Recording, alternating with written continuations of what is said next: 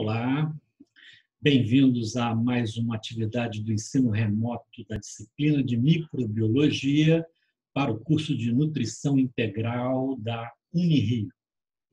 Hoje nós continuaremos a estudar os métodos químicos de controle de micro-organismos.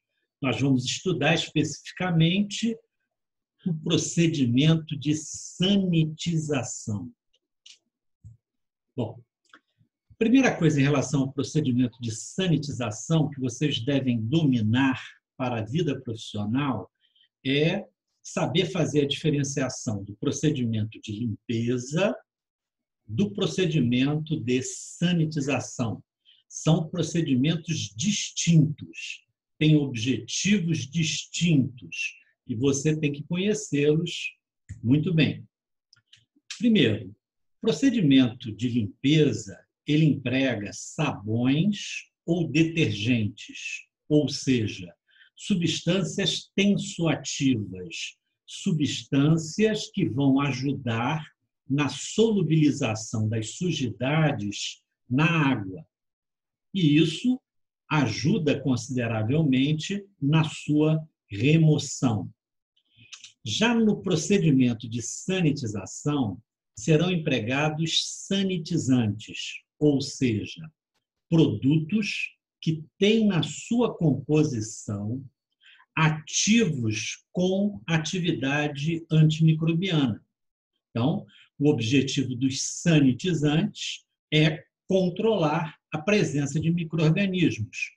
Consequentemente, os produtos sanitizantes eles têm na sua composição ativos que têm ação antimicrobiana. O alvo do procedimento de limpeza são as sujidades, ou seja, no procedimento de limpeza, você quer que os sabões ou detergentes empregados façam a remoção das sujidades. Já no procedimento de sanitização, você quer que os sanitizantes empregados tenham uma ação sobre micro-organismos-alvo. Os sanitizantes tenham uma ação antimicrobiana sobre, especificamente, micro-organismos de importância higiênico-sanitária. Agora, o que o procedimento de limpeza tem a ver com o procedimento de sanitização? Bom, quando você remove sujidades das superfícies, dos equipamentos, dos utensílios que serão sanitizados, essa remoção das sujidades pelos procedimentos de limpeza potencializa a ação dos sanitizantes.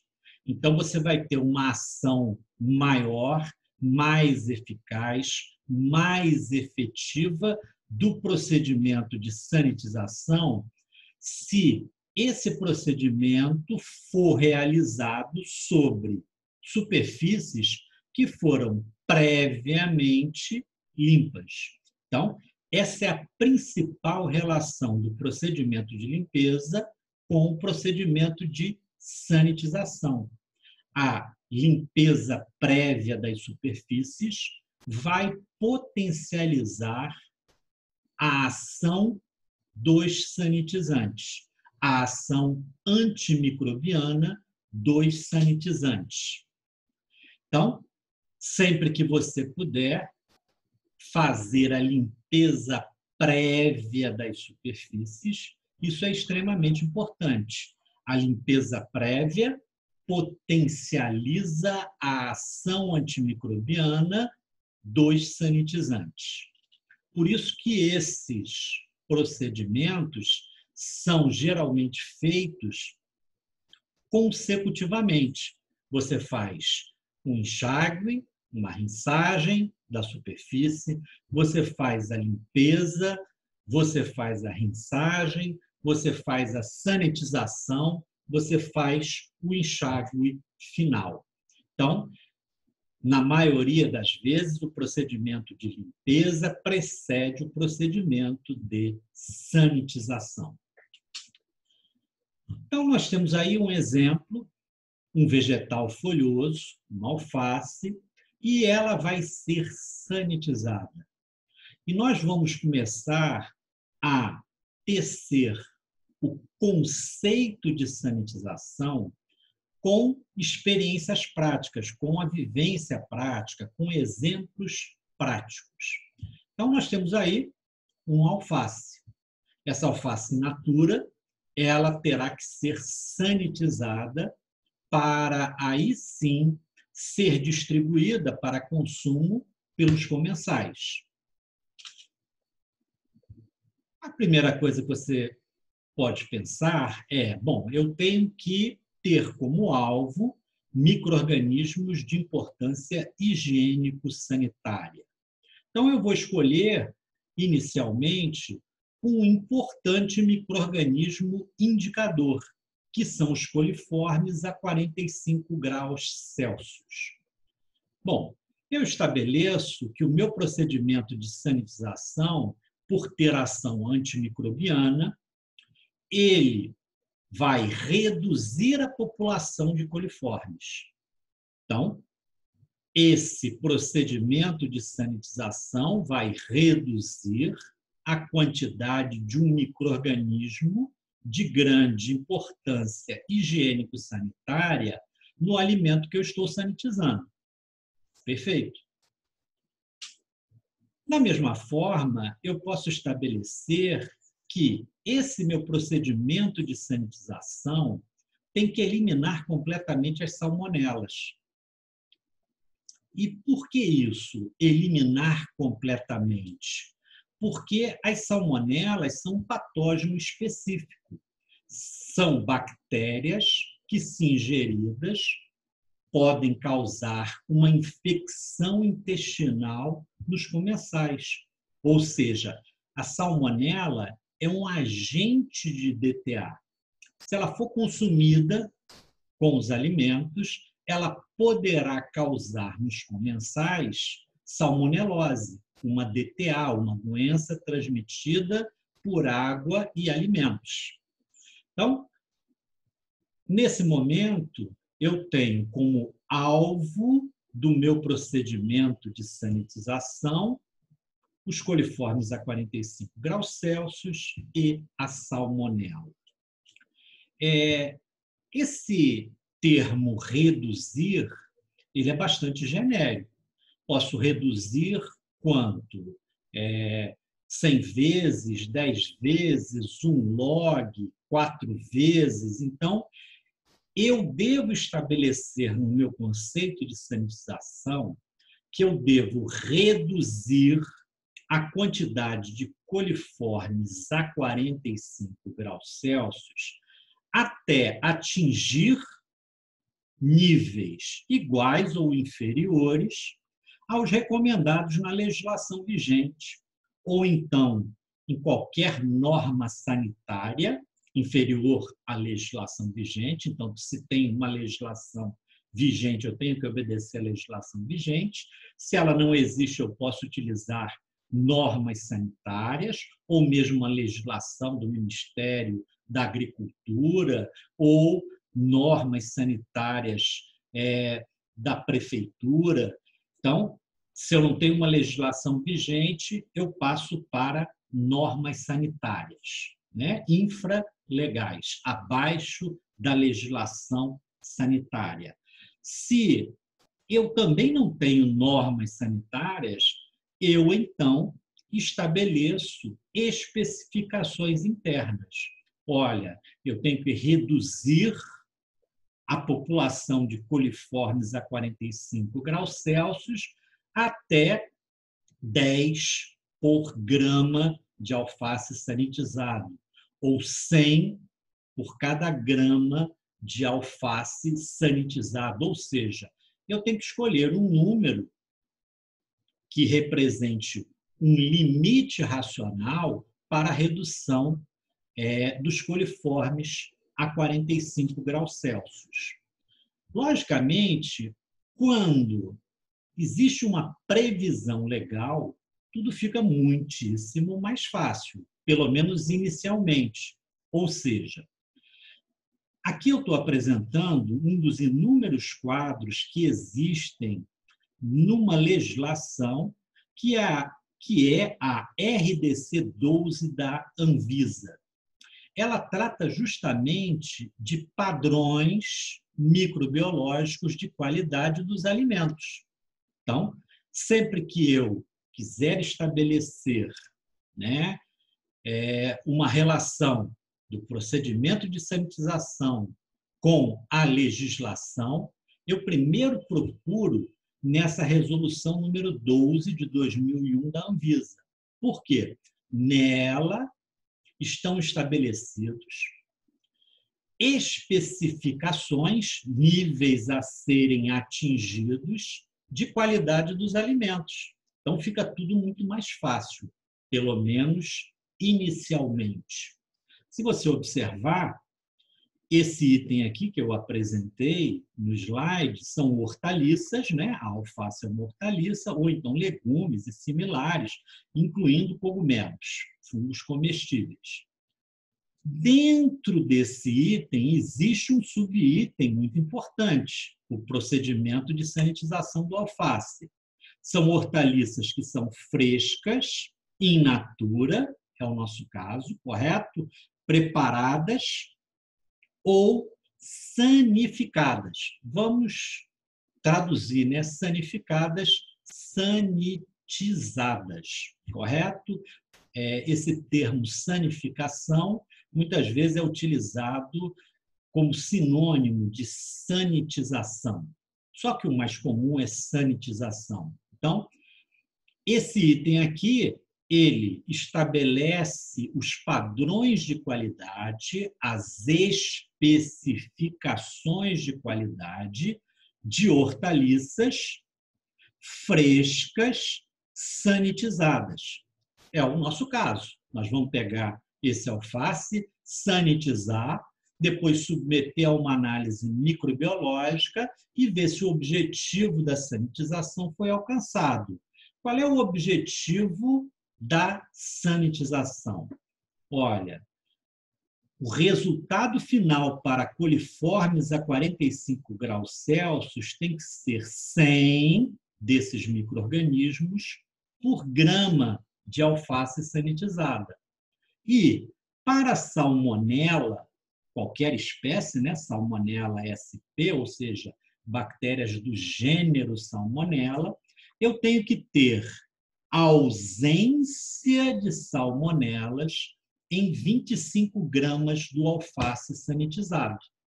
Então, você vê que a legislação, muitas vezes, nos ajuda inicialmente a complementar os objetivos do procedimento de sanitização.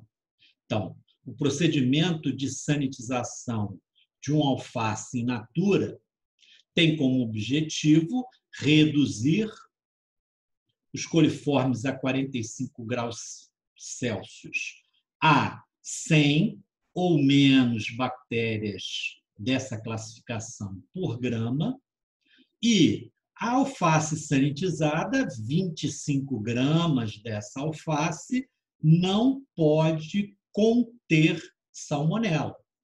Então, a legislação ajudou consideravelmente no estabelecimento de quais micro-organismos de importância higiênico-sanitária que devem constar no meu procedimento de sanitização. Pelo menos inicialmente, essa legislação, a RDC 12 de 2001 da Anvisa, serviu como um guia, uma orientação do meu procedimento de sanitização, pelo menos inicialmente. Bom, eu poderia pensar de outras formas. Por exemplo, vamos citar uma bactéria de grande importância higiênico-sanitária, Clostridium botulinum. Clostridium botulinum, ele causa a DTA mais conhecida, que é o botulismo. Então, poderia pensar, bom, Por que meu procedimento de sanitização não prevê a ação sobre o Clostridium botulinum? E aí você tem que pensar muito bem antes de fazer essa associação. Por quê? Primeiro motivo, os agentes químicos, como nós já falamos na aula de antisséticos, eles não atuam bem sobre endosporos. Então, nós não devemos considerar os endosporos como alvo de substâncias químicas utilizadas na antisepsia e na sanitização. Então, se eu escolhesse o Clostridium botulinum, eu já estaria estabelecendo quase que uma impossibilidade. Por quê? Porque é impossível um sanitizante de alface eliminar os endosporos de Clostridium botulinum. Então, eu deveria afastar, né, essa possibilidade. Um outro motivo que me ajuda a eliminar esse micro-organismo aí do meu conceito de sanitização é que o botulismo está relacionado ao consumo de uma salada de alface, por exemplo? Lógico que não. Então, o Clostridium botulinum é um micro-organismo anaeróbico estrito. Ele não vai se desenvolver numa salada de alface. Ele não vai se multiplicar numa salada de alface. Se ele não se multiplica, ele não produz a toxina botulínica. Se ele não produz a toxina botulínica, ele não causa botulismo. Então, se eu tivesse escolhido o Clostridium botulinum para focar no meu procedimento de sanitização como micro-organismo-alvo, eu teria feito uma péssima escolha. Primeiro, porque os endosporos não são eliminados de forma eficaz pelos produtos químicos ativos dos sanitizantes. E segundo, porque essa bactéria pode ser importante como agente de DTAs, mas ela não é correlacionada com DTAs determinadas pelo consumo de alface. Então, dois motivos bastante racionais, bastante explicáveis para sequer citar o Clostridium botulinum como um micro-organismo de importância higiênico-sanitária que deveria ser alvo do meu procedimento de sanitização. Ele não é, por esses motivos. Com tudo que foi falado, você pode construir esse conceito. Conceito grande, mas que é fácil de você memorizar. Basta você ver os slides anteriores. O que está nos slides anteriores? A sanitização é um procedimento que reduz ou elimina completamente micro-organismos de importância higiênico-sanitária. Eu creio que isso ficou muito bem explicado. Esses micro-organismos de importância higiênico-sanitária, eles têm que ser passíveis de serem veiculados pelo contato com a superfície ou o alimento em questão. Ou seja, não adianta eu estabelecer micro-organismos de importância higiênico-sanitária que não estejam no alimento, que não causem DTA veiculada por aquele alimento. Então, eles têm que ser passíveis de serem veiculados pelo contato com a superfície, uma bancada de manipulação de alimentos, ou então com o alimento em questão, o alimento, uma alface in natura. Perfeito. Então, a ação de reduzir ou eliminar completamente micro-organismos de importância higiênico-sanitária, de superfícies fixas, equipamentos, utensílios e alimentos, ou seja, são sempre superfícies abióticas, né? São superfícies inanimadas. É onde nós utilizamos o procedimento de sanitização. Eventualmente, você pode fazer o procedimento de sanitização em alguns alimentos. Então, nós demos exemplo de um vegetal folhoso. Então, vegetais in natura, de ingestão direta, eles podem ser sanitizados. É recomendável que eles sejam sanitizados, com auxílio de um produto químico denominado sanitizante. Então, existe uma linha de produtos que é especificamente desenvolvida pelas indústrias para ser utilizada no procedimento de sanitização. Com isso, eu quero lembrar você do que, da mesma forma que os antissépticos têm registro na Anvisa, os sanitizantes também são produtos registrados na Anvisa. Então, é um produto, correto? É um produto com registro para ser utilizado no procedimento de sanitização. Então, essa ação de reduzir ou eliminar completamente tem que atingir as especificações, os níveis recomendados na legislação vigente, ou, então, em normas sanitárias infralegais, ou então em especificações internas. Se não existe legislação, se não existe norma, você cria uma especificação interna e justifica ela. Ou seja, você pode justificar, vamos supor que coliformes a 45 graus Celsius não está nas especificações da legislação vigente ou de normas de um produto que você está sanitizando. Como é que você justificaria? Olha, os coliformes a 45 graus Celsius são importantes micro-organismos que indicam a possível presença de enteropatógenos. Consequentemente, eu tenho que reduzir a população desses micro-organismos através do procedimento de sanitização. E especifica um valor. Olha, eu tenho que reduzir a quantidade de coliformes a 10 bactérias desse tipo por grama de alimento.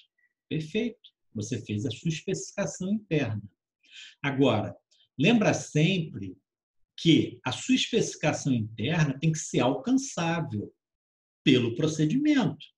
Então, não adianta você estabelecer níveis fantasiosos, né, muito baixos, que não serão alcançados pelo seu procedimento de sanitização. Lembra que quando você estabelece uma especificação interna, você tem que atingi-la. Se o seu procedimento não consegue atingir os níveis especificados, você está com um procedimento com um grande problema. Correto? Bom, isso tudo que foi falado tem muito a ver com os sistemas da qualidade. Então, na aula de antissépticos, nós falamos um pouquinho sobre a integração de procedimentos com os sistemas da qualidade. E aí você tem um outro procedimento que entra perfeitamente nos sistemas da qualidade, ou seja, o procedimento de sanitização ele tem que ser escrito, correto? Detalhadamente, especificando o produto, especificando o tempo de contato com o produto, a diluição que vai ser utilizada do produto, onde será realizado, quem poderá realizar. Então, tudo isso fará parte do procedimento de sanitização. Bom, se você tem um procedimento de sanitização que visa ter um resultado, o que você tem que fazer? Você também tem que fazer um procedimento para verificar a eficácia do seu procedimento de sanitização. Ou seja, você tem que estabelecer que regularmente você fará uma análise para verificar se a sanitização está atingindo os níveis recomendados, seja na legislação vigente, seja nas normas sanitárias, seja nas suas especificações internas. E tudo isso se encaixa como uma luva em algo que nós falamos anteriormente na aula de antisepsia, que é o procedimento de análise de perigos e pontos críticos de controle, que é um procedimento muito utilizado em alimentos, né? Foi algo desenvolvido para ser aplicado na produção de alimentos. Então, o APPCC, ele é um procedimento que visa, que engloba o procedimento de sanitização. Ou seja, o procedimento de sanitização visa eliminar perigos e o procedimento de sanitização é o próprio ponto crítico de controle. Então, existe uma correlação muito grande nos sistemas da qualidade desse procedimento de sanitização. Você tem que fazer esse procedimento escrito, você tem que fazer um procedimento de verificação da eficácia da sanitização e você deve aproveitar e inserir esse procedimento de sanitização em procedimentos de análise de perigos e pontos críticos de controle de alimentos que você produz. Então, o APPCC da salada de alface vai fazer referência ao seu procedimento de sanitização. O APPCC da sua salada mista, que entra alface sanitizado, vai fazer referência ao seu procedimento de sanitização. Então, você vê que na qualidade, tudo isso se integra. Por isso que é importante você sair da universidade com uma boa formação, uma boa visão do que são esses sistemas da qualidade. Porque hoje em dia eles são embrionários na produção de alimentos. Mas, no futuro, eles serão tão importantes quanto eles o são hoje para a indústria farmacêutica, a indústria automobilística, etc. Bom, e o que acontece com frequência? Quando a gente vai para a vida profissional, alguém chega para a gente e fala assim, bom, já que você é um nutricionista, já que você é um nutricionista, já que você é um microbiologista, você poderia fazer o APPCC dessa salada de alface? E aí surge aquela pergunta na sua cabeça. Bom, por onde eu começo? Né? Em geral, a universidade não prepara a gente para a vida profissional. Não dá os exemplos que a gente vai enfrentar na vida profissional. Então, inúmeras vezes eu me deparei com essa situação, me deparei com alunos que estavam com essa situação. E agora, o que eu faço? Bom, use o que já existe e que pode auxiliar você. A primeira coisa que eu faria seria recomendar: procure na legislação vigente, procure na RDC 12, se lá existe alface sanitizado. Perfeito.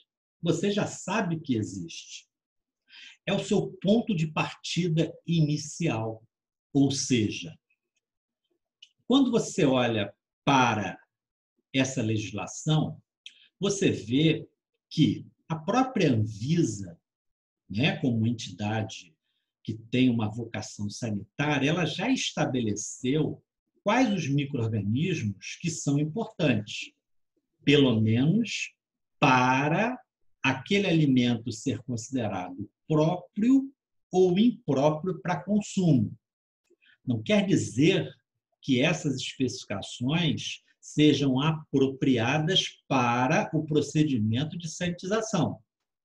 Eu só estou procurando um caminho para iniciar o desenvolvimento do meu APPCC, correto? Então, a Anvisa, na RDC 12, já me sugeriu que eu posso utilizar os coliformes A45 e posso utilizar a salmonela como micro-organismos-alvo, ou seja, perigos do meu fluxograma de produção de alface sanitizada. Então, eu tenho que eliminar esses perigos. Perfeito. Qual é o meu ponto crítico de controle? Qual é o ponto crítico de controle do fluxograma de produção da salada de alface? Bom, o principal ingrediente da salada de alface é o alface in natura. O ponto crítico de controle é a sanitização do alface in natura. Esse procedimento de sanitização vai gerar o alface sanitizado, que será a principal matéria-prima utilizada na salada de alface. Então, perfeito. Já estabeleci que o ponto crítico de controle na produção desse alimento é a sanitização da alface in natura. Perfeito. Já caminhei auxiliado aí pela RDC 12 da Anvisa.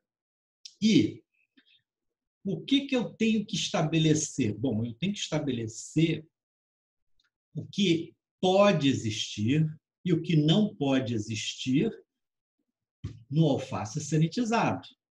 Então, muitas vezes eu preciso fazer testes do antes e do depois da sanitização para provar a eficácia desse meu procedimento de sanitização.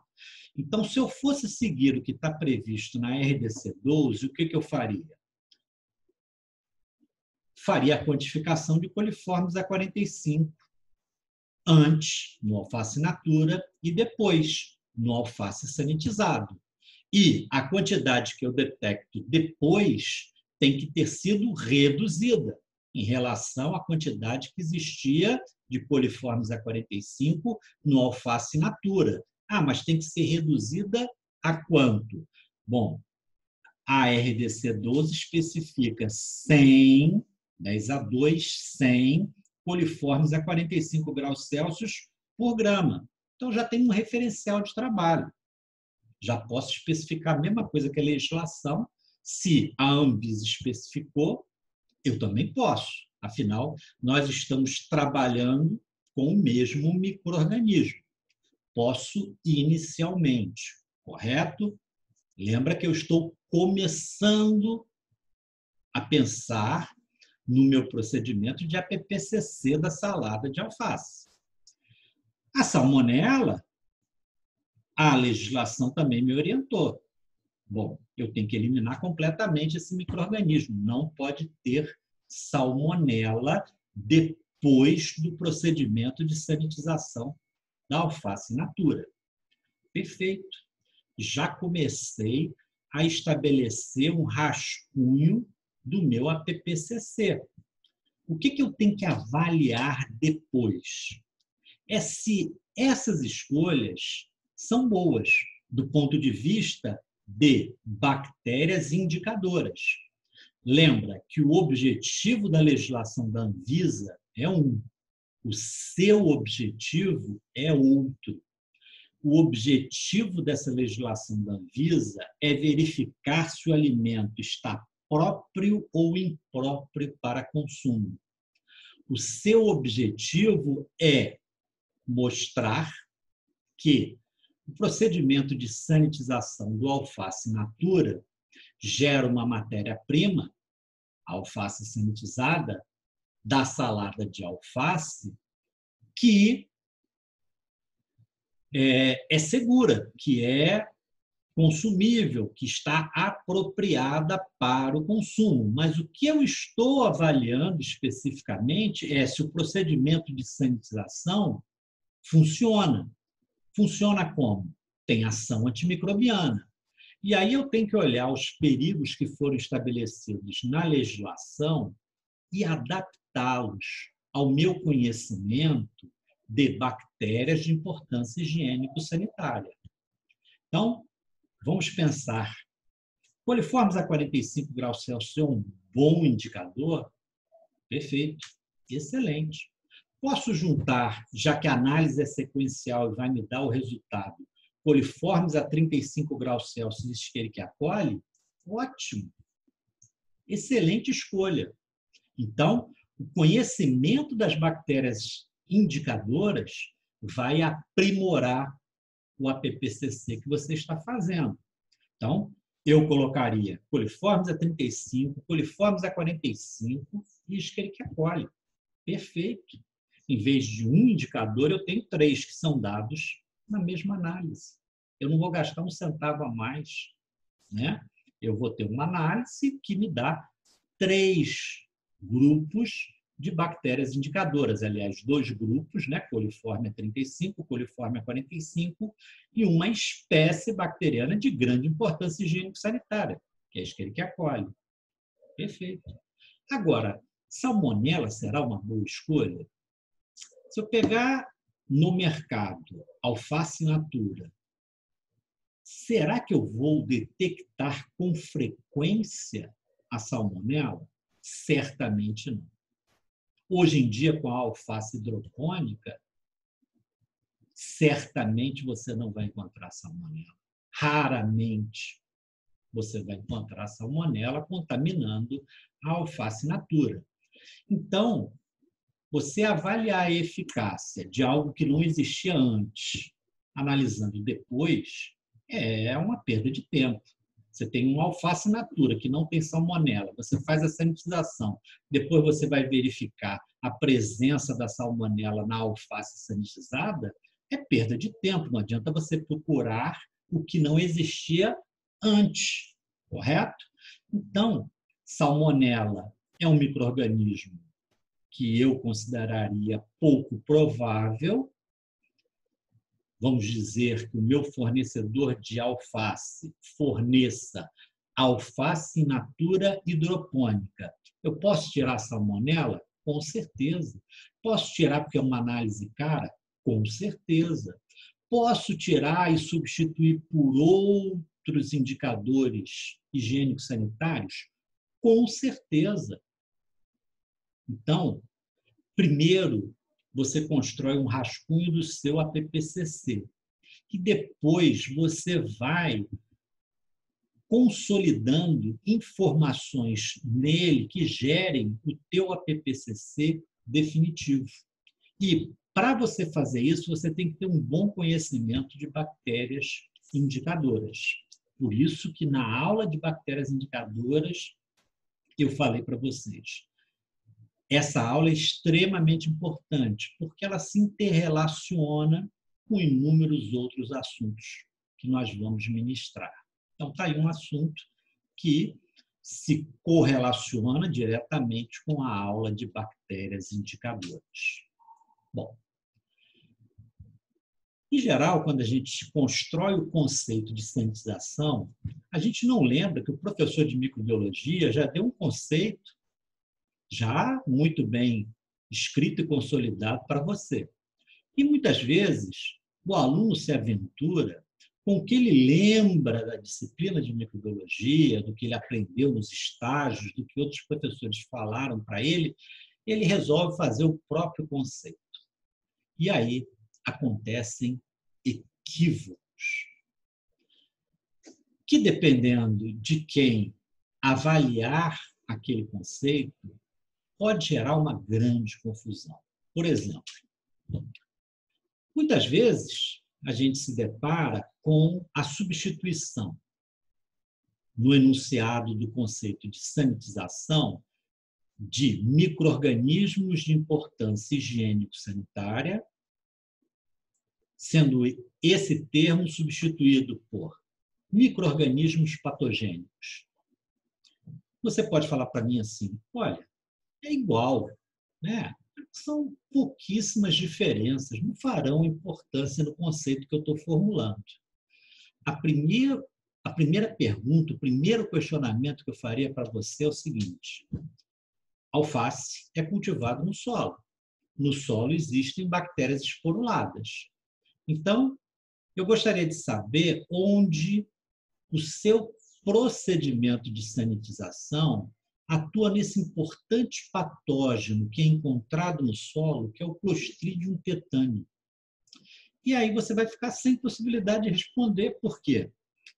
Você nunca ouviu falar que alguém teria tétano comendo alface, mas o seu conceito de sanitização, por você utilizar micro-organismos patogênicos, você abriu a possibilidade de alguém fazer uma ilação como essa. Então, cuidado, micro-organismos de importância higiênico-sanitária. Você vai depois detalhar nos perigos. Então, se você botar micro-organismos patogênicos, esse termo é muito abrangente. Micro-organismos de importância higiênico-sanitária é um termo que tem uma especificidade muito maior. Então, não troque, correto? Uma outra troca comum é, bom, estou fazendo sanitização para não ter DTA. Então, vou botar micro-organismos causadores de DTAs. E aí, você vai sofrer questionamentos como esse aí. Olha, o alface é cultivado no solo. No solo existem bactérias esporuladas. Então, eu quero saber em que momento você testou o seu procedimento de sanitização contra o Clostridium botulinum. E aí? Como você vai responder esse questionamento? O seu conceito de sanitização não poderia ser tão abrangente. Abrir a possibilidade da pessoa que está te questionando lembrar do Clostridium botulinum e perguntar, e aí? Onde o seu procedimento de sanitização atua sobre o Clostridium botulinum? Você vai se lembrar das aulas de microbiologia e vai falar, Clostridium botulinum é anaeróbio estrito, não se multiplicaria nunca no alface, teria que ser um ambiente de anaerobiose. Na salada de alface não existe anaerobiose. Isso deveria ter sido previsto no seu conceito de sanitização. Vou mais adiante. Um outro equívoco comum. Bom, boto micro-organismos causadores de DTAs. E aí, alguém joga uma isca do tipo, essa sua salada de alface é muito manipulada? Sim, eu manipulo muito, eu desfolho a alface durante a imersão, no sanitizante eu uso a mão, na hora de montar a salada eu também uso a mão. E aí a pessoa poderia perguntar para você, bom, dentro dos micro-organismos causadores de DTA, um intimamente relacionado à manipulação é o Staphylococcus aureus. Você fez algum teste contra o Staphylococcus aureus? Você vai se surpreender. Poxa, será que eu teria que prever o Staphylococcus aureus numa salada de alface? Eu diria para você, tecnicamente não. Por quê? O Staphylococcus aureus, ele causa DTAs envolvendo alimentos proteicos com baixa carga microbiana. A alface não é nem proteico suficiente para o desenvolvimento do Staphylococcus aureus, nem tem uma baixa carga microbiana. Ou seja, você tem muitos micro-organismos competidores e o Staphylococcus aureus vai ficar em desvantagem. Mas, a partir do momento que você deixou o seu conceito abrangente de sanitização, eu posso fazer esse questionamento para você. Seu procedimento de sanitização abrangeu o Staphylococcus aureus. Então, quando eu faço o meu procedimento, quando eu faço o meu conceito, melhor dizendo, de sanitização, eu tenho que ser muito específico. Micro-organismos de importância higiênico-sanitária. E depois especificar os micro-organismos que são alvo, ou seja, quais dos micro-organismos de importância higiênico-sanitária são alvo do meu processo. E correlacioná-los com as bactérias que causam DTAs veiculadas por alface. Então, por exemplo, se eu citar os clostrídeos, o erro anterior me desconcentrou. Se eu citar coliformes a 45 graus Celsius, eu posso correlacionar esse grupo com a salmonela.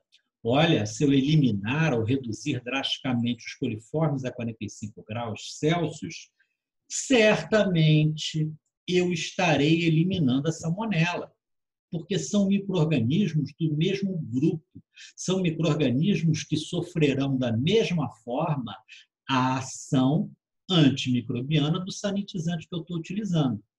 Então, eu tenho que ser bastante preciso na hora de elaborar o meu conceito de sanitização, porque ele não pode abrir as portas, né, de ilações como essa que eu coloquei aí nesse slide. Bom, como é que você deve ter em mente o que é o procedimento de sanitização? O procedimento de sanitização é uma forma de você transformar algo inseguro em algo seguro. Algo que acarreta risco aos comensais para algo que não acarreta risco para os comensais. Ou seja, por exemplo, vamos olhar para essas águas superficiais aí, que são do rio Guandu, que abastecem a estação de tratamento de águas da SEDAI. Será que essa água do Guandu é segura para consumo? Não, ela é insegura. Então, eu não posso consumir diretamente a água do rio Guandu, porque a água é insegura. O que eu tenho que fazer para torná-la segura? O que a SEDAI faz. A estação de tratamento da água trata a água. Principalmente, adiciona cloro na água. Adiciona um agente antimicrobiano que vai conferir segurança a essa água. Então, a SEDAI nada mais fez que a sanitização da água. Tratou e adicionou cloro. O cloro vai ser um agente sanitizante na água, vai deixá-la potável, ou seja, você pode beber sem risco. Por quê? Porque ela sofreu a ação, ela tem, inclusive, a presença do agente sanitizante. Então, água clorada tem cloro. Água clorada é segura. A água clorada é uma água que sofreu um processo, ou melhor, um procedimento de sanitização.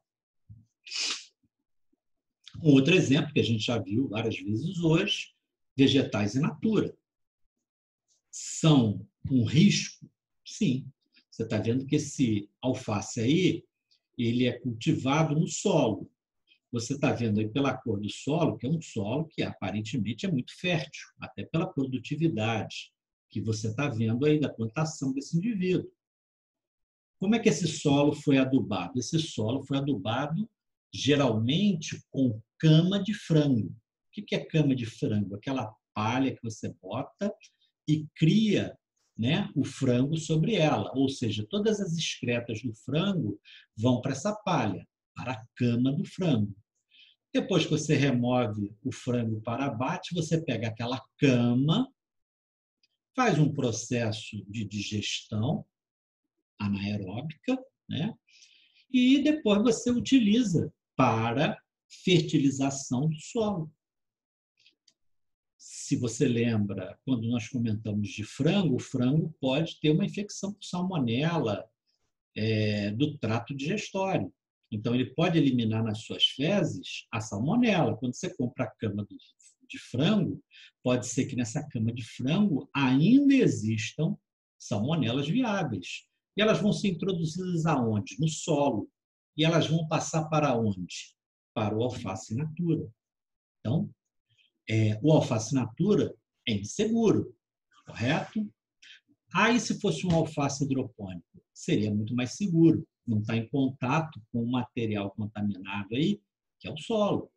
Então, quando você analisa, né, a matéria-prima que você vai sanitizar, você também tem que saber detalhes desse tipo sobre ela, certo? Você fez a sanitização, aí você tem aí a matéria-prima para uma salada de alface. Então, você tem o alface sanitizado. Você pegou o alface in natura, sanitizou, e agora você tem a sua matéria-prima para a salada de alface.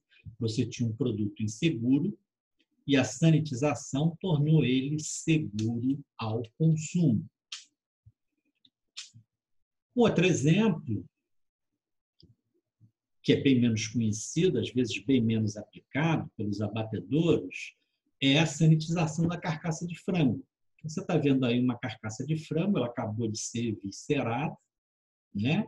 E durante essa evisceração, pode ser que o intestino dela tenha se rompido e agora você tem uma carcaça de frango contaminada com bactérias que estavam no trato digestório dessa ave. Você sabe que ali pode ter salmonela. Então, agora, esse alimento é muito inseguro. O que muitas vezes o abatedor faz? Pega essa carcaça de frango e coloca em água fria, porque você tem que baixar a temperatura dela para ajudar na conservação. E aí essa água fria já é adicionada de sanitizante. E aí você vai ter uma carcaça de frango sanitizada, né? Você utilizou aí nesse chiller, nesse processamento, resfriamento, ótimo para a qualidade microbiológica da carcaça de frango, e você utilizou um sanitizante. Está fazendo um processo 2 em 1. Perfeito. Aí você tem superfícies fixas, né? Tipicamente, né? O alvo da sanitização, que a gente sempre considera, são as superfícies fixas, as superfícies inanimadas. Então, estou apresentando aí um fatiador de frango, né? Desculpa, um fatiador de frios. O frango em cima me confundiu. Então, tem um fatiador de frios. Olho ele está numa condição, né, de limpeza ruim, né? Estou vendo aí muitos resíduos de frios, né? E a condição de manutenção dele também não é das melhores, né? Você vê aí problemas de pintura, problemas de corrosão. Então, é um equipamento inseguro. O que eu tenho que fazer com esse equipamento? Fazer a sanitização das superfícies. Na realidade, eu fiz a troca do equipamento, né? Porque esse equipamento aí não tem características que seriam muito aceitáveis hoje, né? Hoje você exige o quê? Um equipamento que seja todo de aço inox, né? Imagina um equipamento desse você passando um sanitizante oxidante. Você vai determinar ferrugem, né, nele todo, né? Já um equipamento que é todo em aço inoxidável, você pode jogar um sanitizante oxidante, né, que não vai causar danos estruturais a ele, né? Então, por que esse fatiador de frios é todo em aço inox? Ele não vai sofrer corrosão, oxidação pelos sanitizantes que você emprega. Então, aí um bom exemplo, né, de sanitização. A pessoa que está executando o processo está utilizando um recipiente, né, que gera um spray do sanitizante que está devidamente identificado, e você tem aí um equipamento que sofreu limpeza prévia à sanitização, que está sendo agora sanitizado. Perfeito. Então, é assim que você tem que pensar, né, quando você olha o procedimento de sanitização. E aí eu me deparei com um erro aí que passou, né? Visão geral do processo. Não, não é processo, correto? Está sendo executado por um indivíduo, está sendo executado por uma pessoa, é procedimento. Corrijam aí. No PDF vai estar corrigido, mas é uma visão geral do procedimento. A gente já identificou que processo é quando algo é feito por uma máquina, né? E aí, no caso, quem faz o procedimento de sanitização é o ser humano, é um indivíduo, é um manipulador de alimentos. Então, está errado aí a chamada aí desse slide. Bom, interessante, né? Essa aula existe há anos, eu nunca vi esse erro. Agora, falando sobre o fatiador de frios, eu consegui perceber o erro que eu falei. O que você está vendo, né, no fatiador de frios? Aí você olha a aula e detecta, né, esse erro. Bom, como é que você deve pensar teoricamente os sanitizantes? Nós já fizemos esse exercício, né, de raciocínio na aula de antissépticos.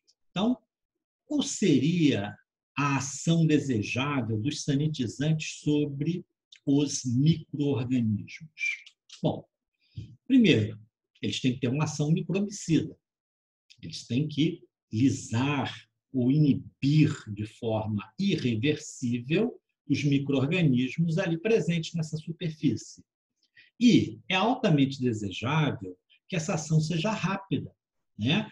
Por quê? Tempo é dinheiro, tempo de contato do sanitizante com a superfície, quanto mais rápido for, menor a possibilidade de erros, por uso de tempos reduzidos. Então, se a ação é rápida, ótimo. Seria desejável que ele tivesse ação microbiostática residual, mas isso leva a um problema. O fabricante desse sanitizante deveria mostrar que esses resíduos não determinariam uma toxicidade cumulativa nos comensais. E aí isso é muito difícil, né? É muito difícil você encontrar substâncias que não tenham toxicidade cumulativa. Então, em geral, essa característica aí não é encontrada nos sanitizantes. E uma outra característica é não ser inativado por matéria orgânica.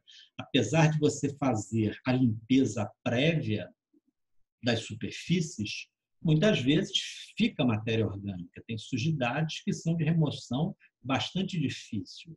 E ela não poderia inativar os sanitizantes. Só que isso aí é impossível. Por quê?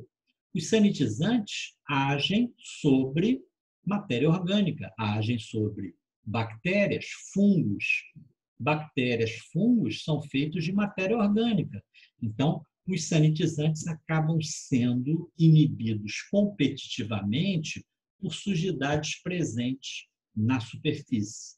Não existe sanitizante que não seja, né, inativado por matéria orgânica. Então, existem muitas limitações aí para os sanitizantes. Outra coisa que você tem que estabelecer são atributos de segurança para os sanitizantes.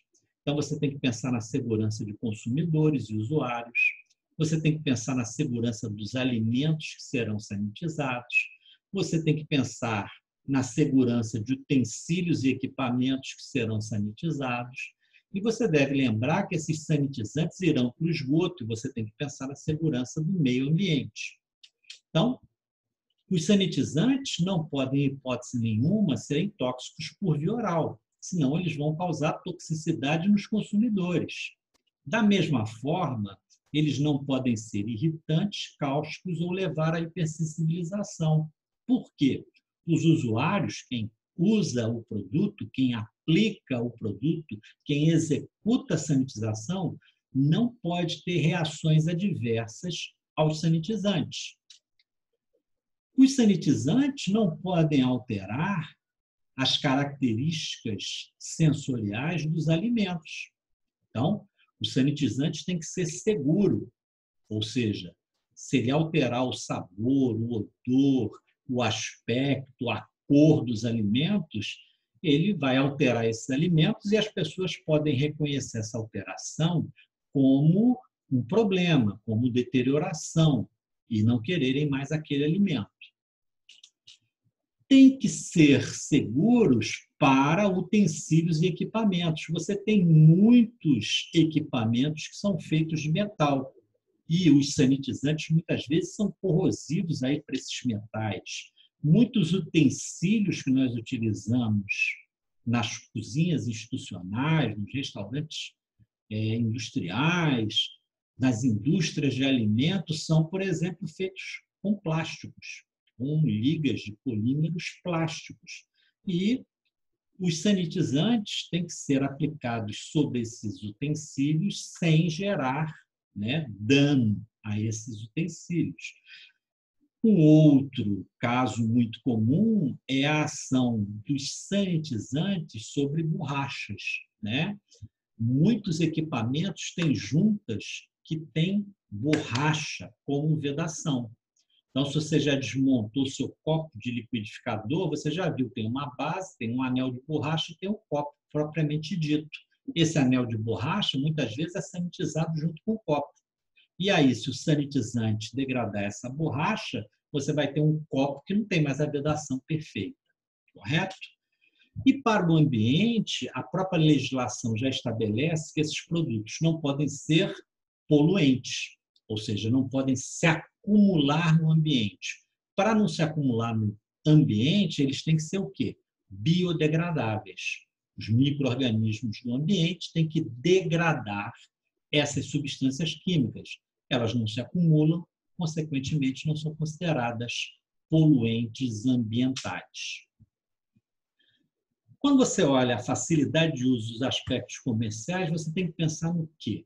Primeiro, seu sanitizante tem que ser altamente solúvel em água. Por quê? Você prepara as soluções de sanitizantes em água. Você rinça o sanitizante com água. Então, a água faz parte do procedimento de sanitização. Consequentemente, o seu sanitizante tem que ser muito solúvel em água. Até porque, se ele não for muito solúvel em água, quando você fizer a rinçagem final, quando você fizer o enxágue final, ficam resíduos dos sanitizantes. E esses resíduos dão manchas, muitas vezes, nas superfícies, e aí as pessoas confundem, muitas vezes, essa mancha com sujidades. Então, esses filmes, essas manchas que ficam, elas comprometem o teu procedimento de sanitização. Por quê? A pessoa olha aquela mancha e vai achar que aquela mancha é sujidade.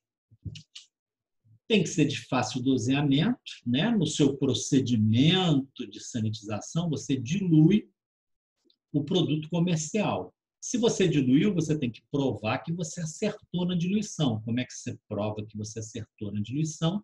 Fazendo doseamento do ativo nas soluções de sanitizantes utilizadas. Isso é muito importante. Isso aí é um passo, né, para os sistemas de qualidade. Devem ter baixo custo de aquisição, então você tem que selecionar muito bem os seus sanitizantes, não pelo preço, mas você tem que conjugar, né? Eficácia com preço. Não precisa comprar, né, o produto mais caro do mercado achando que o produto mais caro do mercado é o mais adequado. Nem sempre é assim, certo? Então você deve procurar produtos que têm um custo de aquisição razoável, porque é importante que você não restrinja o uso desse produto. Ou seja, se você ficar impondo barreiras ao uso desse produto, porque ele é caro, os manipuladores de alimento, né, o usuário desse produto, vai acabar ficando inibido no seu uso. Isso aí vai contribuir para quê? Para que os procedimentos de sanitização não sejam realizados adequadamente. Os produtos comerciais, eles têm que ser estáveis no armazenamento. Por quê? Muitas vezes você compra apresentações comerciais de grande volume. Você compra uma bombona de 10 litros, um tanque de 500 litros. Então, esse produto vai ficar em estoque, às vezes, por 2 meses, 3 meses, 4 meses, dependendo do nível de consumo. Às vezes, vale a pena comercialmente você comprar grandes volumes.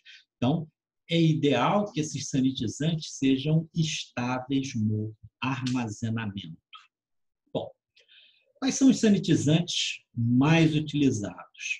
O cloro, como nós já citamos anteriormente, né, em outras aulas, o cloro ele é muito utilizado como sanitizante. Você pode ter o cloro sendo apresentado como cloro inorgânico, geralmente soluções de hipoclorito de sódio, e o cloro orgânico, que é uma forma nova de apresentação do cloro, que tem algumas vantagens em relação às soluções de hipoclorito de sódio. Então, o cloro inorgânico, as soluções de hipoclorito de sódio, elas são muito conhecidas, né? Existem preparações aí para uso pessoal, né? De soluções de hipoclorito. Você pinga tantas gotas em 1 litro de água e você tem uma solução sanitizante para vegetais folhosos. Todo mundo faz isso em casa, todo mundo já viu esses produtos sendo comercializados. Que Logicamente, num restaurante institucional, numa cozinha industrial, você compra produtos em apresentações de grande volume, porque o consumo desse produto é muito grande. Então, aí você tem diferentes apresentações, né? Deve ser 5 litros, 20 litros, 50 litros, ou seja, você estabelece a apresentação do produto em função ao consumo médio que você tem. O cloro orgânico, ele é mais novo, né?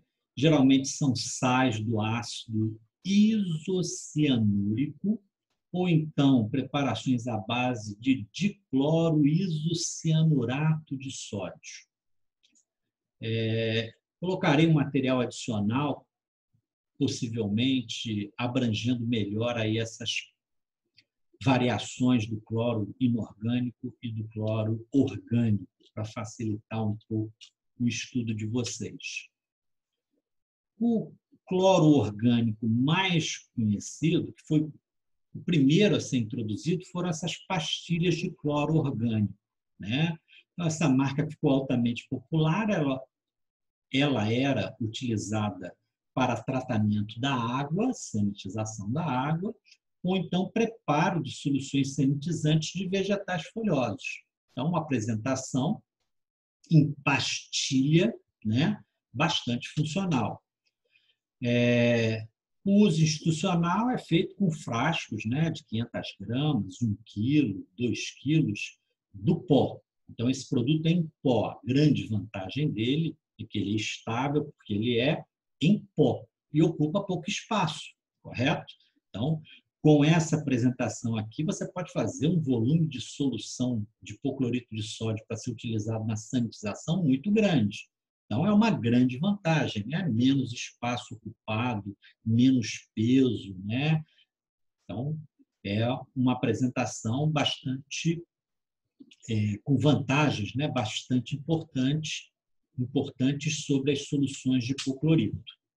Como é que você utiliza esse produto aqui? Você pode utilizar preparando soluções aí para a sanitização de vegetais folhosos e você também pode utilizá-lo no tratamento de água.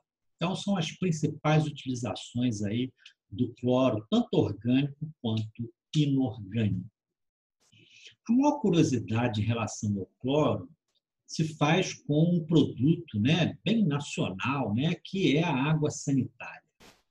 A água sanitária sempre existiu e ele era um alvejante de roupas, né? Você utilizava nas roupas para deixar elas claras, né? Um alvejante de roupas.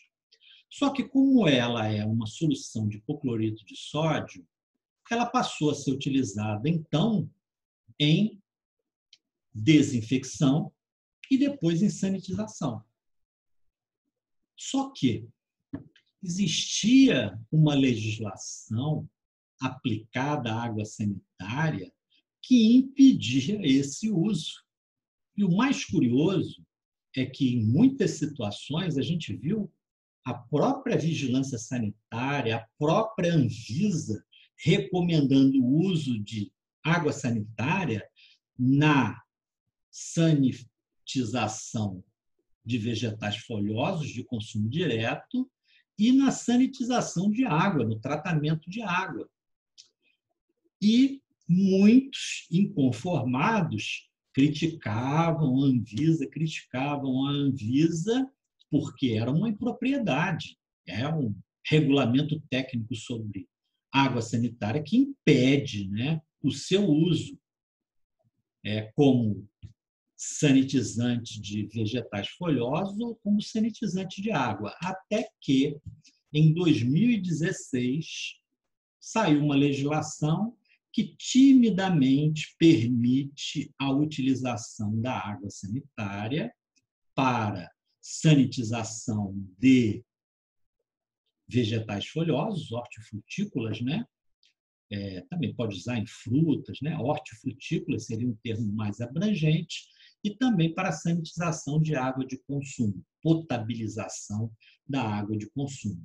Agora, Na legislação, e eu acho que isso também é muito pouco cumprido, para você botar, né, que isso aqui é um desinfetante ou um sanitizante, ela tem que ter testes para aprovação, né, que mostrem a sua ação sobre Enterococcus faecium e Escherichia coli. Então, tem que provar, né, que esse produto atua sobre esses dois micro-organismos muito importantes. Um que já foi identificado por vocês como uma bactéria mais resistente, né, às soluções cloradas que os coliformes.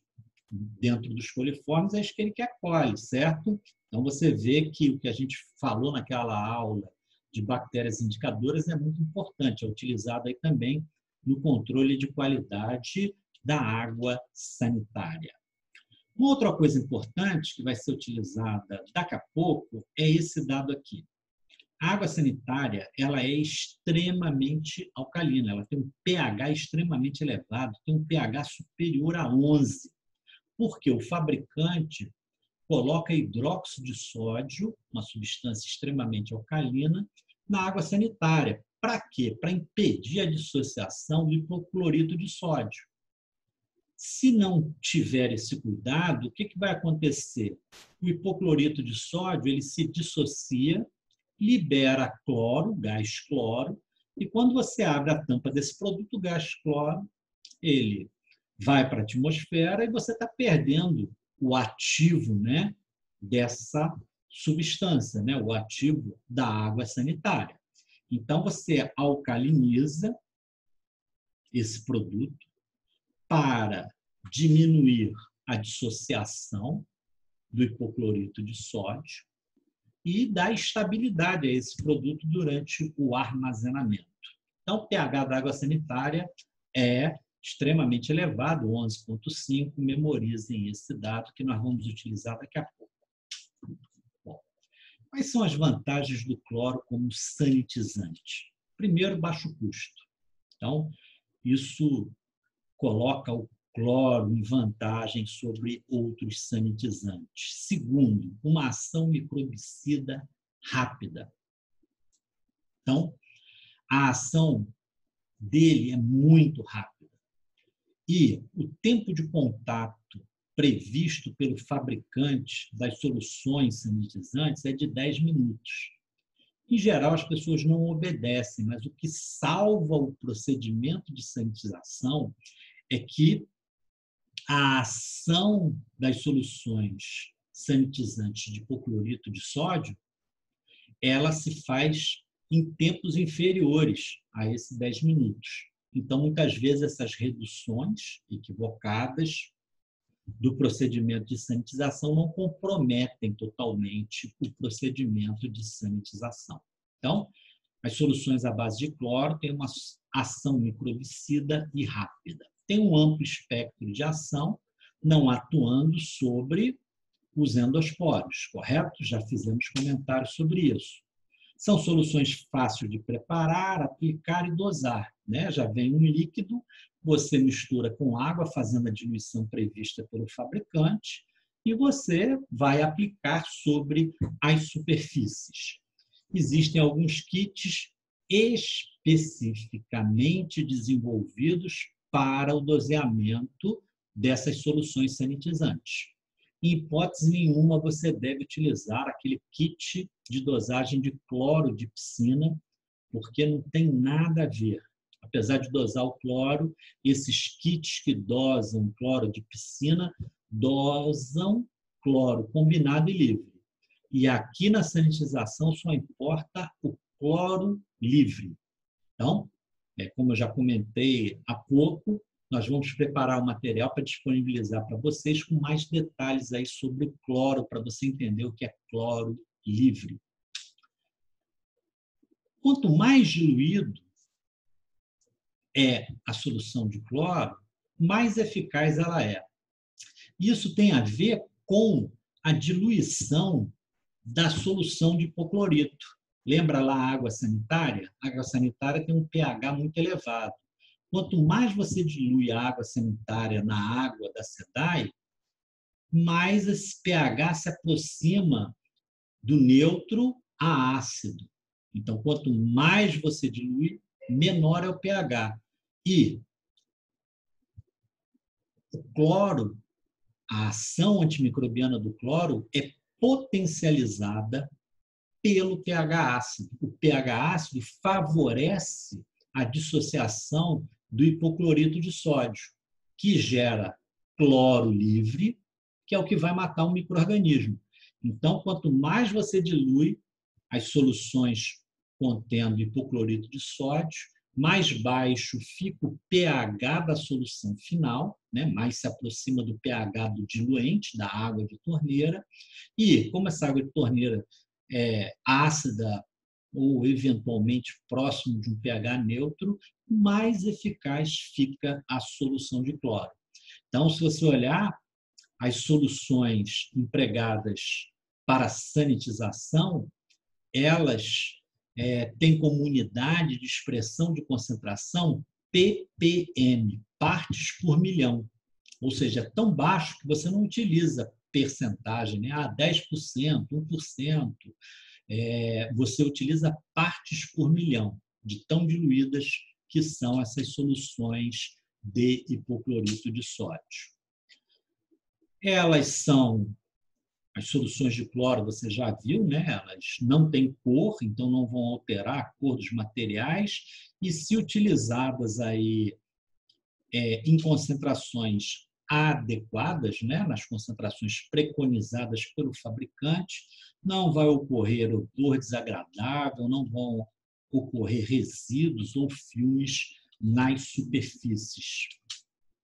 E algo importante hoje em dia, em empresas do tipo indústria de alimentos ou mesmo cozinhas afastadas dos grandes centros, muitas vezes existe a utilização de água de poço, já que a água tratada e clorada por empresas como a SEDAI muitas vezes não chegam nesses locais, ou então ela é muito cara e as pessoas utilizam água de poço.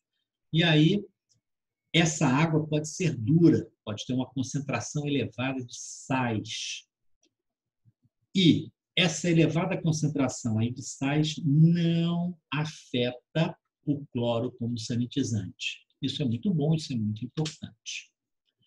Bom, a eficácia diminui com a elevação do pH da solução. Essa é uma grande desvantagem, ou seja, quanto mais água sanitária você coloca na diluição que você está fazendo, menos eficaz ela é. Isso é chamado efeito paradoxal. Às vezes a pessoa prepara uma solução a 10.000 ppm, ela não funciona. Instantaneamente a pessoa pensa assim, vou fazer então uma solução a 100.000 ppm, vou fazer ela mais concentrada, e ela vai deixar de funcionar mais ainda, correto? O certo seria, se 10.000 ppm não funciona, passa para 5.000, passa para 1.000. Quanto mais você dilui, mais baixo fica o pH, melhor aí a eficácia antimicrobiana. Quem mora em alguns bairros aí do Rio de Janeiro sabe que o cloro se junta com o ferro, né? Formando, quando você deixa a água parada, um precipitado, uma nuvem marrom, né? Na parte de baixo da água, você vê a pia, né? Manchada de marrom. Então, tubulações de ferro não combinam muito bem com água clorada. Então, tudo que tiver ferro, você deve evitar a utilização do cloro como sanitizante. É inativado por matéria orgânica, então volto a falar da importância da limpeza prévia das superfícies, né? Quanto mais limpas, quanto menos sujidades, menos matéria orgânica, menos inativação da solução sanitizante. Ela, como nós falamos, ela é instável. Depois que você prepara ela, a tendência é sempre o hipoclorito de sódio se dissociar, gerando gás cloro. E esse gás cloro, vai para a atmosfera. Então, você deve fazer as diluições no momento do uso, porque elas não resistem, né, ao armazenamento. Como a tendência é sempre gerar cloro, né? Essas soluções de hipoclorito, elas são muito irritantes. Quanto mais concentradas, mais gás cloro elas geram e mais irritantes elas se tornam. Então, muitas vezes você só pode manusear esses produtos em áreas com uma ventilação boa e quem manusear esses produtos tem que estar usando EPIs para proteger, né, o usuário desse efeito adverso aí do cloro. É corrosiva para metais ferrosos, já comentamos isso. Se você utilizar uma solução dessa em uma mesa de ferro, ela vai ficar totalmente enferrujada, porque o cloro é altamente oxidante. Se você utiliza concentrações muito elevadas, dá um odor desagradável aos alimentos. Você já percebeu isso, às vezes, na água da SEDAI. Quando ela usa concentrações elevadas, você sente o cheiro de cloro e você fala, um cheiro desagradável. Então, você tem que respeitar as concentrações de uso, senão os alimentos ou a água ficam com um odor desagradável e o cloro pode atacar borrachas. Então, você tem que ter cautela no uso aí desse sanitizante, o cloro, sobre borrachas e materiais plásticos. O concorrente do cloro é um produto mais novo, né? O cloro existe há muito tempo. O ácido peracético, que é o concorrente direto do cloro, é um produto bem mais novo. E como é que ele é feito?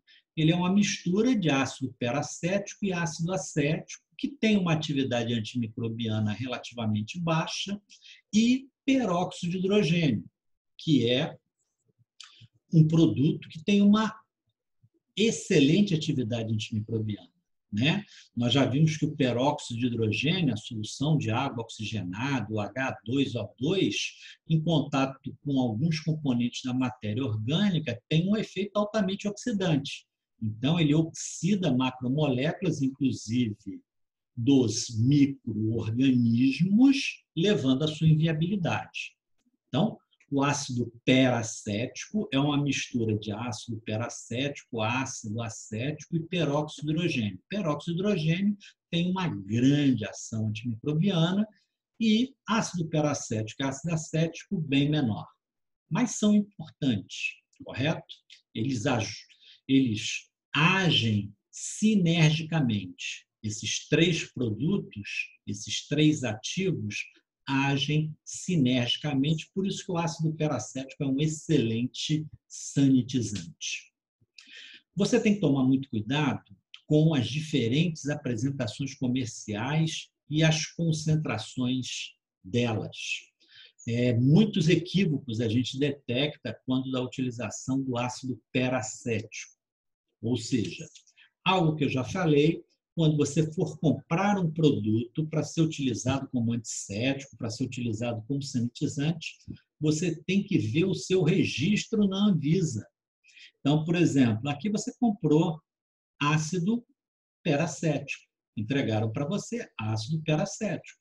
Você pode usar para sanitização? Não, porque esse produto aqui ele é registrado na Anvisa como um desinfetante de alto nível, um esterilizante a ser utilizado no ambiente hospitalar. Então, você não poderia utilizar esse produto nunca como um sanitizante. Como é que você descobriria isso? Ou lendo detalhadamente o rótulo ou consultando, né, pela marca comercial, no site da Anvisa, o registro do produto. Você tem que ver se ele está ativo, se ele está vigente e qual é a classe dele, qual é a destinação dele, o registro dele, nesse caso é como esterilizante, esterilizante de uso hospitalar, não pode ser utilizado como sanitizante. Um outro produto, né, o Proxitane 1512. Então, fui lá no site da Anvisa, coloquei o nome do produto e vi que ele está registrado como desinfetante para indústria alimentícia e afins. Posso utilizar como sanitizante? Como sanitizante? Sim, posso. Correto? Ele está registrado na Anvisa com esse fim. E o outro cuidado que você deve ter é com as concentrações dos ativos no produto. Então, vamos dar um exemplo aqui. Tem um produto aqui, o oxidial, que tem 20% de peróxido de hidrogênio e 4% de ácido peracético. Perfeito. E aí, alguém me oferece o Proxitane 0510. Ele tem 5% de ácido peracético, um pouco mais que esse produto aqui, o oxidial, e 18% de peróxido de hidrogênio, um pouquinho abaixo do peróxido de hidrogênio do oxidial. Então, seriam produtos aí quase com uma equivalência de ativos. E aí o fornecedor ofereceu esse aqui, o 1512. Ele tem 15 de ácido peracético e 23 de solução de peróxido de hidrogênio. Sim, ele tem uma concentração de ativos maior. Consequentemente, ele é mais caro. Agora, você tem que ver se não é vantagem você adquirir esse produto aqui. Muitas vezes, esse produto aqui você está pagando menos por menos ativo.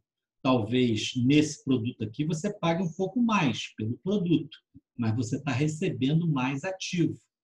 Então, você deve sempre comparar esses produtos não pelo preço final, pelo preço da apresentação comercial, mas sim por quanto de ativo antimicrobiano você está comprando. Então, você tem que... esse produto aqui custa R$10, tudo bem. Tem 20% de peróxido de hidrogênio, você calcula quantas gramas de peróxido de hidrogênio ele tem e vê qual é o preço por grama de peróxido de hidrogênio que você está comprando, certo? E aí você pode comparar de forma justa, de forma precisa, esses produtos. Então, cuidado com esses produtos. É diferente, por exemplo, a solução de cloro a 12%. Você tem uma a 10 e a outra a R$12. Você está pagando por uma solução de hipoclorito de sódio na mesma concentração. Então, o preço final vale na comparação. Agora, nas soluções de ácido peracético, isso não se aplica. Você tem que verificar primeiro quanto você está pagando pelo ativo que está comprando. Bom, o ácido peracético ele tem uma ação microbicida rápida, equivalente ao cloro, tem um amplo espectro de ação, equivalente ao cloro, a eficácia aumenta com pH ácido, mas a vantagem do ácido peracético é que ele tem na sua composição ácido peracético e ácido acético. Então, ele não sofre daquele problema, né, daquela desvantagem que as soluções de hipoclorito têm. Se aumentar o pH, ela fica menos eficaz. Aí, se você botar mais produto, você vai ter um pH mais baixo, consequentemente, você vai ter uma eficácia maior. Um outro detalhe muitíssimo importante na indústria de alimentos é que a eficácia aumenta com temperaturas elevadas. Ou seja, imagina que você trabalha nessa indústria cervejeira. Como é que é feita a limpeza e sanitização desses containers aí de aço inox? Logicamente, não é manual. Você faz uma limpeza que é chamada limpeza CIP. Né? CIP vem de Clean in Place. Você faz uma limpeza sem desmontar. Né? Você não vai botar um manipulador de alimento dentro, né, desse recipiente aqui para limpar manualmente. Não tem o menor sentido. Então, você vai jogar água, você vai jogar detergente, você vai jogar o sanitizante com dispositivos, né, que alcancem todas as superfícies de forma automatizada. Você vai fazer o clean in place, a limpeza sem desmontagem, né?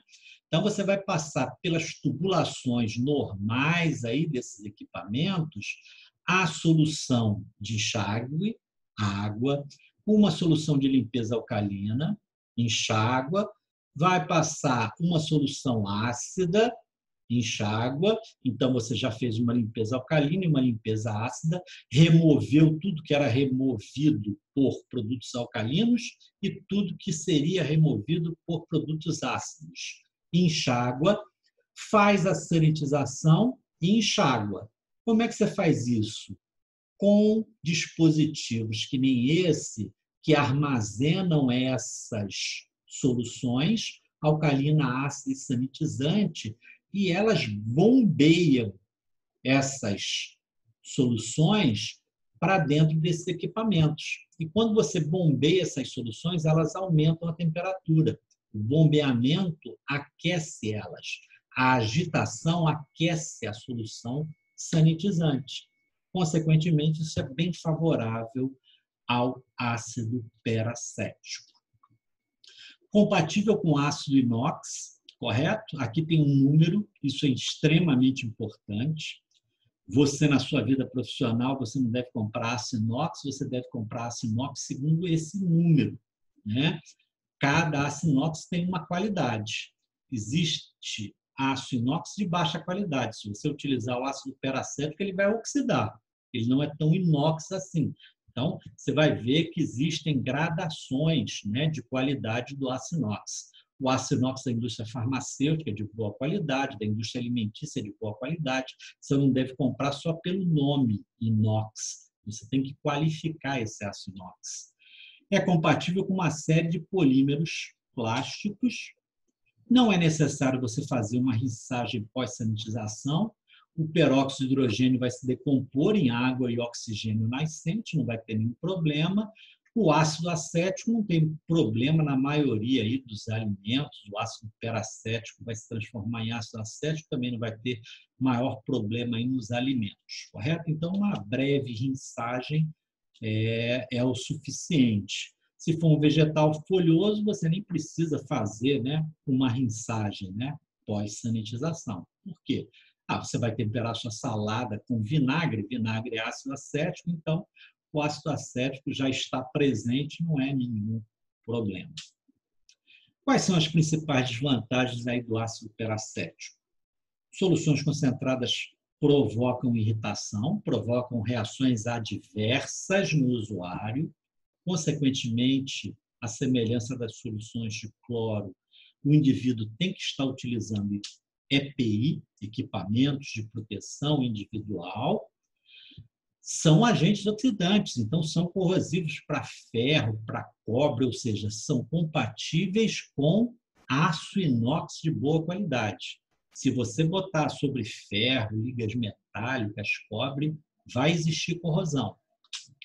E podem atacar borrachas de juntas, né? Tanto borrachas naturais como borrachas sintéticas. Você tem sempre que ver se aquela borracha suporta, né, esse agente sanitizante. Bom, só um slidezinho sobre EPI. Talvez vocês nunca terão uma aula sobre isso, mas é importante que vocês aprendam a comprar esse tipo de equipamento.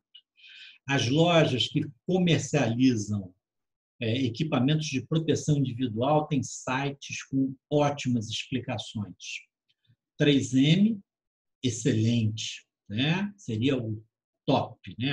A empresa top em EPIs. Mas os produtores nacionais também têm sites ótimos sobre EPI. Luvas. Existem diferentes polímeros plásticos utilizados aí nas luvas. Cada uma tem uma cor indicando o polímero utilizado. Então, você tem que ver qual é o sanitizante que você vai utilizar para saber se o polímero plástico é resistente a ele. Protetor facial, né? Hoje em dia todo mundo já viu, né? Chamado de face shield, né? Escudo de face, protetor facial. É imprescindível, porque respingos podem chegar na face do indivíduo, podem chegar nos olhos, na mucosa nasal, na mucosa oral, na conjuntiva. Então, o protetor facial é imprescindível. Avental impermeável, os respingos ficam nele, não no uniforme do manipulador de alimento. O uniforme é um perigo. Por quê? O uniforme absorve o respingo e mantém o contato dessa substância química com a pele do indivíduo. Então, utilização de aventais impermeáveis. E todas essas substâncias dão vapores, vaporizaços, vapores de gases inorgânicos, e aí você tem que ir no site do fabricante do EPI e, além de comprar um respirador, comprar um filtro que absorva o produto químico que está indo para a atmosfera. Então, você tem que escolher um filtro que absorva gás cloro, por exemplo. E esses filtros têm vida útil, têm que ser trocados periodicamente, ou seja, esse tipo de equipamento ele é totalmente diferente de uma máscara. Você botar uma máscara não impede a inalação de gases tóxicos. Um respirador com um filtro apropriado para a substância, né, perigosa que você está manuseando, ele protege o operador e você deve pensar e obrigar os manipuladores de alimento a utilizar esse tipo de respirador, principalmente no manuseio dos produtos sem diluição. O produto, quando está diluído, não existe a necessidade do uso de respirador, seria muito desconfortável. Agora, no manuseio das soluções concentradas, é imprescindível que você use um respirador. Bom, eu agradeço muito a atenção de vocês. Esse assunto é bastante extenso, é bastante complexo, bastante interativo. Espero que vocês tenham gostado, espero ter sido didático na apresentação aí do tema. Serão disponibilizados materiais adicionais de tudo que eu falei em detalhes, principalmente das soluções de cloro, para você entender detalhadamente, né? Não deixe de fazer aí os exercícios do Google Formulários e do Socrative e espero que vocês, se tiverem dúvidas, resolvam essas dúvidas durante o estudo sincrônico. Estarei à disposição aí de vocês no estudo sincrônico. Muito obrigado aí pela atenção de vocês e até a próxima atividade aí, do ensino remoto da disciplina de microbiologia. Muito obrigado novamente.